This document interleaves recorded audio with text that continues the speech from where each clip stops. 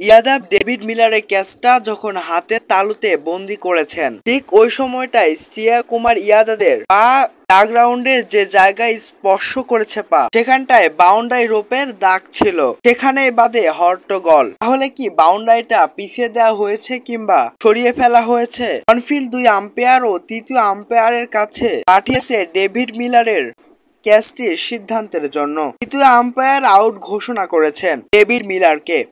ভারত বিশ্ব চ্যাম্পিয়ন হওয়ার পর সাউথ আফ্রিকার পক্ষ থেকে এই নিয়ে আপত্তি জানানো হয়েছে, যেখানে খুব দ্রুতই শ্রিয়া কুমার ইয়াদাদের ক্যাচটি রিভিউ করেছে আম্পায়ার। জুম করা হয়নি তার পা গ্রাউন্ডে স্পর্শ করেছে কিংবা বাউন্ডারি লাইনে পাটা লেগেছিল কিনা, এই বিষয়টি জুম করে দেখা হয়নি। এই নিয়ে দ্বন্দ্ব তৈরি হয়ে গেছে সামাজিক যোগাযোগ মাধ্যমে, চলছে সমালোচনা। অনফিল্ড 2 আম্পায়ার ও তৃতীয় আম্পায়ারকে কেন এত দ্রুত ডেভিড মিলারের আউটের সিদ্ধান্ত নিলেন তা নিয়ে প্রশ্নের ডানা বেঁধেছে। এবার এই প্রসঙ্গে কথা বলেছেন সাউথ আফ্রিকার অধিনায়ক। এমন হারের জন্য আমরা দুঃখ প্রকাশ করছি। সত্যি বলতে আমি এখন এই বিষয়টা দেখিনি।